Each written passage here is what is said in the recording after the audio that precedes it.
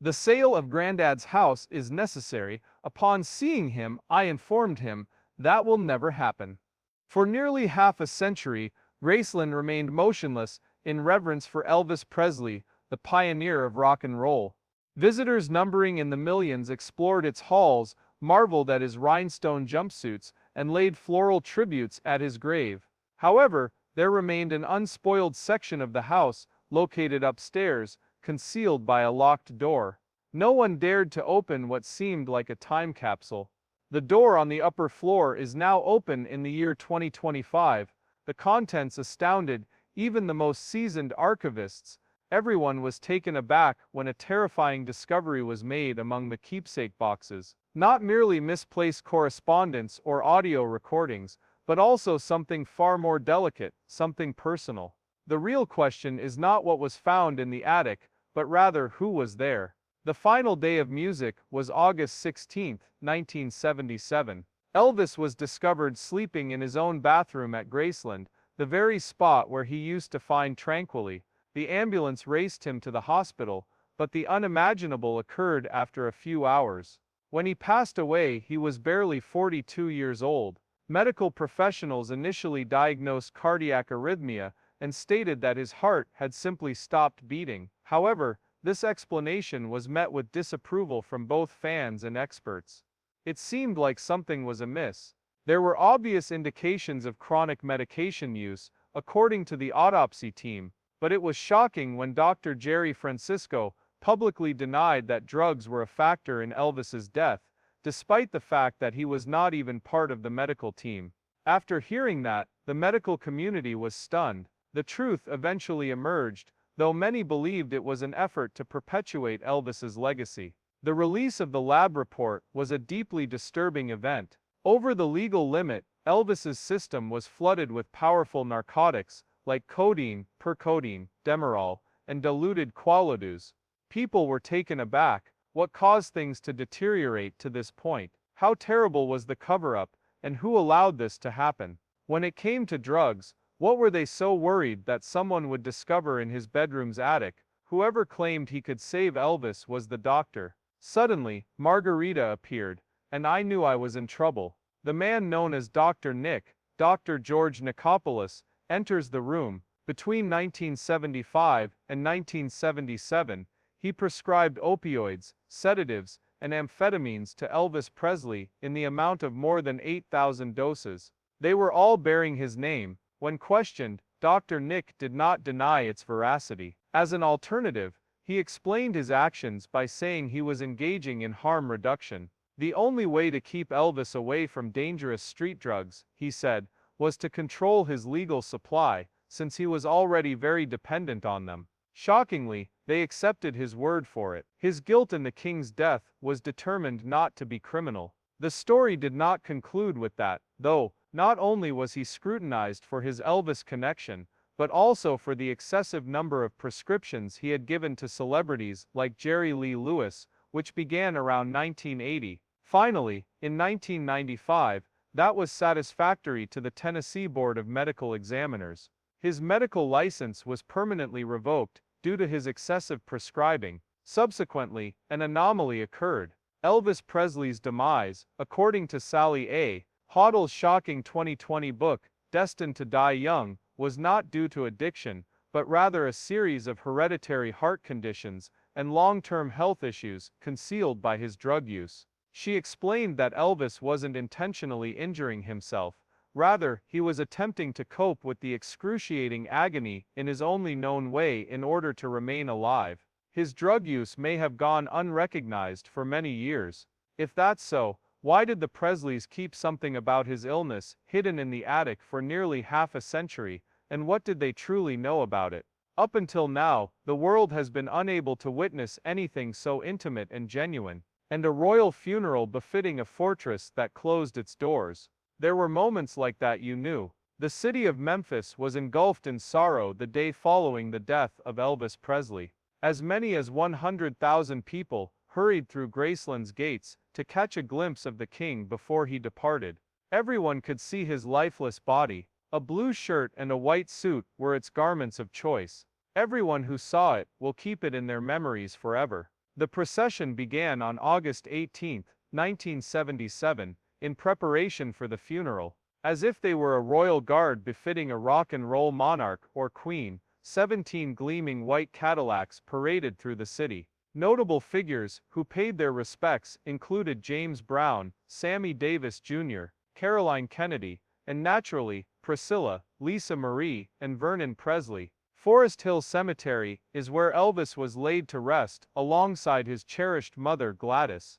Unfortunately, the calm was short-lived. The Presley family was rocked the following day by an eerie and bizarre event. A gang of guys attempted to steal Elvis's casket after their abduction plot failed. It was a failure, but merely faced trespassing charges. However, the message was crystal clear: Elvis was still in danger, even after he passed away. Fearing a second attempt, Vernon Presley made a courageous decision. Rest in peace, Elvis and Gladys, at Graceland, in the meditation garden that he had created. The farm was secured because it had become a site of remembrance and heritage. All the doors were locked, and the rooms were sealed. There was one room that was permanently sealed off, the attic. However, why is that? The increased safety measures are in response to a grave robbery. The attic is on the other side of the house, so why seal it off?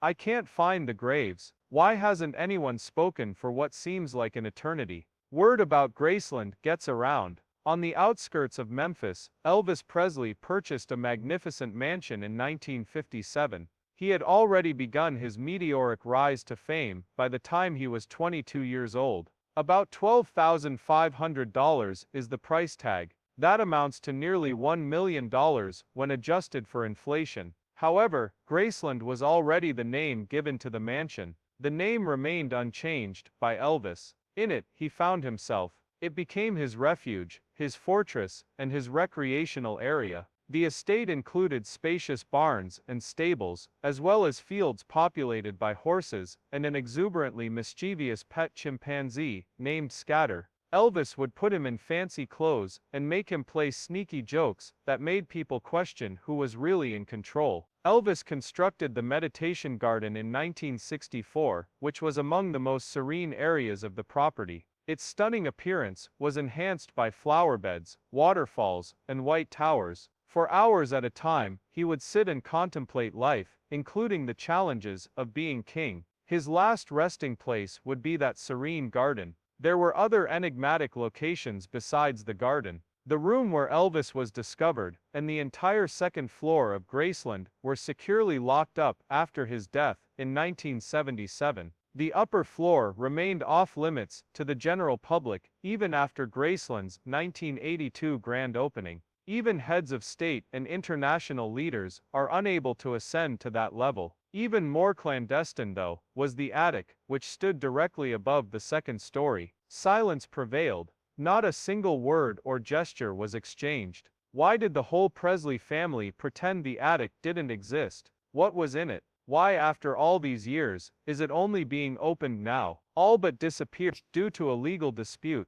However, this Elvis Presley is not the same. Elvis Presley's Memphis fans, and the city itself, were taken aback by an event that occurred in 2024. An anonymous firm, called Nozen Investments and Private Lending LLC, sought to auction off Graceland on the grounds that Elvis's granddaughter and heir Riley Keough had failed to repay a loan. That couldn't happen. How is it that a private individual could be considering purchasing the most renowned house in American music history? Riley wasted no time getting to work. The Promenade Trust, Graceland's owner, appointed him director. She filed a lawsuit, claiming that the entire transaction was fraudulent and that fictitious documents were utilized in an attempt to capitalize on her family's good name. An impromptu courtroom altercation concluded the plot. Just one day prior to the auction, a judge in Tennessee intervened and put a halt to the proceedings. The president stated in his decision that Graceland was an irreplaceable cultural treasure and that its loss would cause irreparable harm to the people. Strangely, neither Nozen nor Riley's solicitors appeared in court. Graceland was preserved, and the ruling was sustained. Worse yet, the incident begged the terrifying question: what would have happened if the court hadn't intervened? If Elvis's sacred spot had been owned by a private individual, what would have happened? The Presley family may have been hiding something in the attic, and they may have discovered it after breaking in. Now you can see through the attic's open roof. In 2025, the archivists at Graceland finally opened the attic door after nearly 50 years of silence. When they entered a room that had been locked since Elvis's death in 1977, there was no major announcement or press release. A hush fell over the room. What they found inside astounded them. Boxes containing cherished possessions that had remained unchanged for decades lined the walls. Amidst the stacks of unopened fan mail, there were handwritten lines on napkins and torn pages from notebooks, photographs of intimate moments that no one else had witnessed, and personal letters, some heartfelt and some sad. Rare stage clothes, vintage concert posters, and even some of Elvis's childhood toys were on display. The boy who would become king had these recollections. One particular leather jacket caught the eye. "Wear this when you need to disappear." The note, which was handwritten and rather eerie, made me think of a man who may have wished to fade from view. However, that was not the most terrifying aspect of what they discovered, because what followed was something that had no business being housed in a museum. It has the potential to alter our entire understanding of Elvis Presley's final days. No one was aware of the existence of certain recordings. I indicated that saying it wouldn't be helpful. I think so. On top of all the dust, archivists uncovered one simple box. There were reel-to-reel tapes inside that had faded ink markings that read practice sessions 1976 for nearly half a century without being touched or heard. What they were holding caused the room to go silent. Neither studio takes nor business records were these. These were actual, intimate drills. Elvis would experiment with gospel tunes, bluesy riffs, and even early synthesizer sounds when he was alone, which led him down a path he never fully realized. However, out of all the tapes, one stood out. On it, Elvis performed a stripped-down rendition of Unchained Melody that was eerily beautiful. All you can hear is his voice quivering, trembling, and aching from pain. Not a single instrument or background singer. An emotion. It was created in the months leading up to his passing. It went beyond mere music. It was an emotional farewell, encapsulated in music, a confession in song. A single box was present. While some people had stacks of unopened fan mail, others had it all sorted. Some were from overseas troops, some were from bereaved families, some were young singers, and some were lifelong music lovers. In 1976, he stood out after fans begged him to end his tour so he could improve. Yet, was it ever visible to him? Or similar to the ignored warning signs, did he simply put it in the closet and ignore it? Elvis, a young boy. The things that revealed his true character. The more you care for someone, the more easily their heart can break. Hidden among the glitzy stage costumes and vintage recording equipment were artifacts destined for remembrance rather than display. Subtle but powerful clues point to the youth who lived before the king. Back when he was a kid in Tupelo, he had a worn-out pet bear. The Bible belonged to his mother Gladys. There are signatures, doodles, and notes from his high school classmates who knew him before he became famous all over his yearbook. The pages are worn and stained with love notes. There was more to these than meets the eye. He had kept these items as personal mementos, not to share with fans. Lisa Marie Presley was the one who said, "It's comforting, I can come here any time and rummage through the boxes." That one sentence conveyed a lot. Things in the attic weren't the only thing. In the midst of weathered paper and fabric, the icon's father, son and man continued to reside in peace. It was a sacred place. Weird things also transpire via those containers. The hip-hop superstar, Elvis's backstory, is losing its luster. A less powerful, more nuanced, and more grounded individual has supplanted him. But we have seen the genuine Elvis.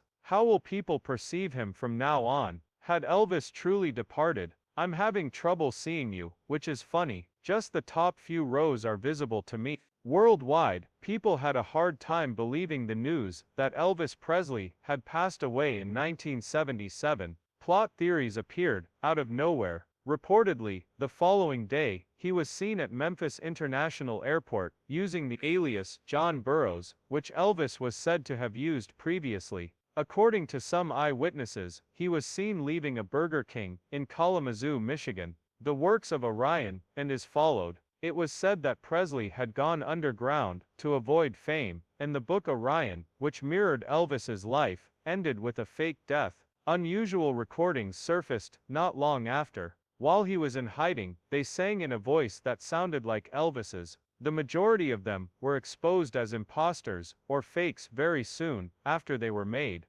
Even in the Roaring Twenties and Shaggy Depression, many held this belief. Elvis is supposedly leading a reclusive life as preacher Bob Joyce, despite the obvious physical differences between the two men. The idea that Elvis pretended to die rather than actually passing away makes a lot of people feel better. Some viewers may have felt the plot had concluded with the opening of the attic. The items they discovered, including letters, tapes, and mementos, serve as their sole remaining connection to the man they tragically lost. However, for some, the additional details simply serve to deepen the mystery. What else might lie dormant in Elvis's unfinished tale, if he kept something so personal and dear to him, hidden for nearly half a century? My final thoughts are on the character, the plot, and the song, and that is all. A singer, Elvis Presley, is also much more. People look up to him. Of everyone, he has the most hits in the gold and silver categories. Over 500 million songs were sold by him. He starred in films produced by Hollywood. The burden of rock and roll's kingship was on his shoulders. Following his passing in 2018, he was presented with the Presidential Medal of Freedom. Years later, in the year 2025, we are still able to piece together his identity, thanks to a worn-out teddy bear, some lost tapes, old fan letters, and a closet that contained more than just clothes. Within its confines resided the spirit of a man cherished by all. How many more mysteries lurk in the shadows of Graceland? After searching Elvis Presley's attic, what were your thoughts on the items discovered? How did you feel that chill? Leave a comment on thoughts. If you would like to see more incredible stories about music from the past, please subscribe, like, and click the next movie button.